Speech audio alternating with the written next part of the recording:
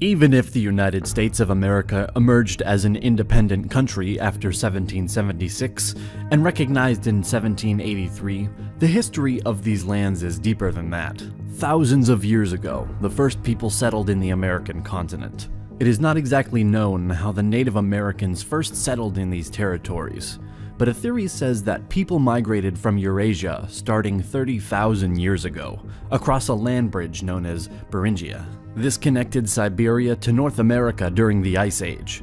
This migration continued until 10,000 years ago. At that time, a glacial period ended, and the land bridge became submerged by the rising ocean. But before we move any further, we want to give a big thank you to Raid Shadow Legends for sponsoring this video. Raid is a brand new RPG game that you will definitely enjoy. The game has an amazing storyline, great looking 3D graphics, incredible boss fights, and PvP battles. You can choose from hundreds of champions to collect and customize as you wish. I personally prefer Ethel because of her great skills and the way she looks. She is not the only awesome champion, but in my opinion you should definitely try her out. Raid is a rapid growing game, attracting more and more players every day. By now, 10 million players worldwide have already downloaded the game in less than 6 months. The game is consistently updated, so you will not get bored playing it. After downloading the game, I can surely say that I am impressed by its quality and graphics. Playing Raid is the most immersive experience you'll find on a smartphone, and it can only really be compared with the biggest PC and console titles. And the best part of all of this, it's totally free. With 300,000 reviews, Raid has almost a perfect score on the Play Store. This proves just how amazing the game is. So be sure to click on our special link in the description to get 50,000 silver and an epic champion for free. Start your incredible journey now. The early inhabitants were called the Paleo-Americans. In time, they migrated even deeper in Americas, and they formed tribes and nations. They created interesting civilizations, developing their own culture. Among the cultures that existed here, we can mention Adena culture, Iroquois culture, Coles Creek culture, Puebloan culture, and Mississippian culture.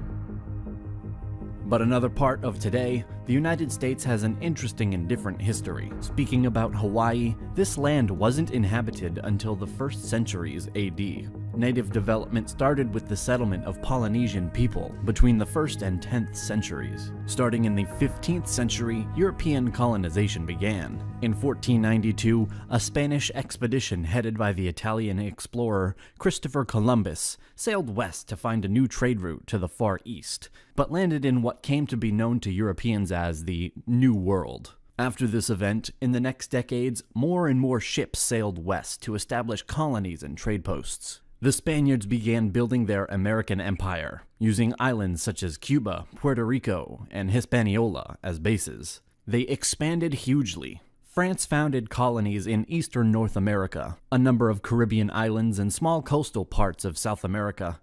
Portugal colonized Brazil.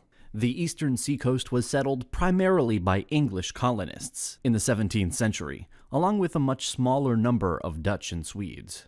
The first successful English colony, Jamestown, was established in 1607 on the James River in Virginia. New wave of settlers arrived in the late 17th century and established commercial agriculture based on tobacco. Even though there were some conflicts between the Native Americans and English settlers, the colonies managed to expand pretty fast and more people settled in. Each of the 13 American colonies had slightly different governmental structure. In fact, a colony was ruled by a governor appointed from London.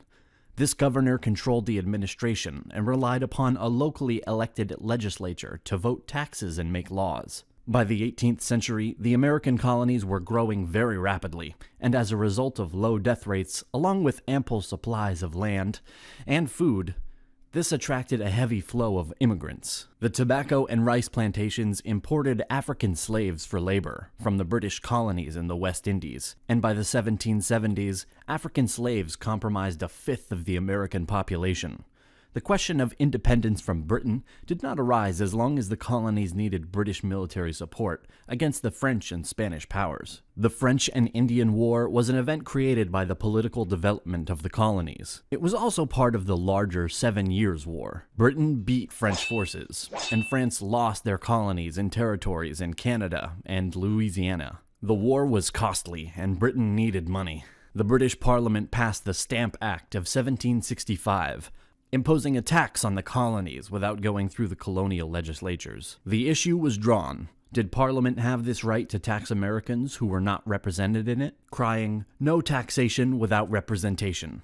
The colonists refused to pay the taxes, as tensions escalated in the late 1760s and early 1770s. The Boston Tea Party in 1773 was marked as the start of the Revolution. It happened in the town of Boston to protest against the new tax on tea. Parliament quickly responded the next year with the Coercive Acts, stripping Massachusetts of its historic right of self-government and putting it under army rule, which sparked outrage and resistance in all 13 colonies. Leaders from all 13 colonies gathered and created the First Continental Congress to coordinate their resistance. The Congress called for a boycott of British trade, published a list of rights and grievances, and petitioned the king for redress of those grievances.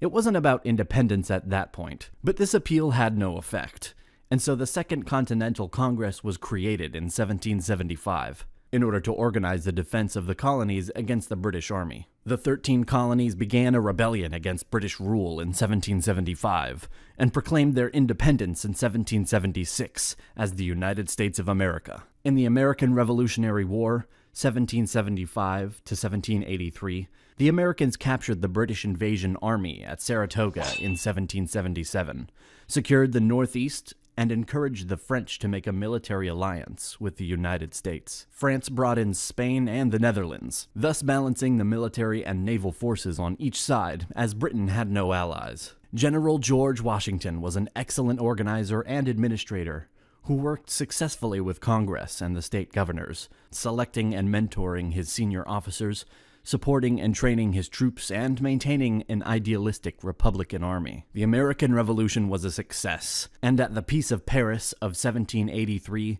their independence was recognized. And even so, the former colonies gained more than expected. The expansion to the west started, incorporating the Amerindian lands, west of the Appalachian Mountains. A deal was made by the United States President Thomas Jefferson in 1803. He bought the Louisiana Territory from France. Initial diplomats sent to France were allowed to spend up to $10 million in order to buy just New Orleans, and, if possible, the west bank of the Mississippi River. But the French government said that for $5 million more, all of the Louisiana Territory would be sold. The president approved the deal, and the U.S. doubled its size. In the middle of the 19th century, some cessions were happening, and Texas in joining the Union in 1845, and after the war against Mexican Empire, the United States will take important lands and expand even further.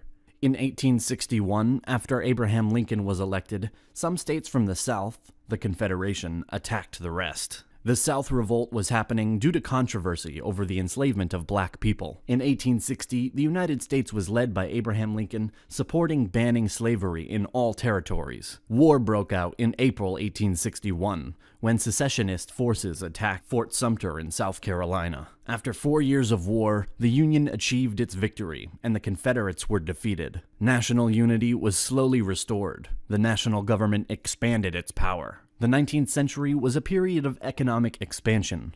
More and more industries were created, and also the accent was put on infrastructure. In 1898, the American-Spanish War is happening. Americans are winning in short term some battles, and at the Treaty of Paris, U.S. is getting the Philippines, Puerto Rico, and Guam. At the beginning of the 20th century, World War I started. Even though the U.S. was neutral due to German attacks on the American ships, and due to their intentions to make Mexico join against the U.S., the Americans joined the Allies. After this event, the economy was growing and all was good, until the Great Depression, which started in 1929. This event shook the world and created a base on which the Second World War will start.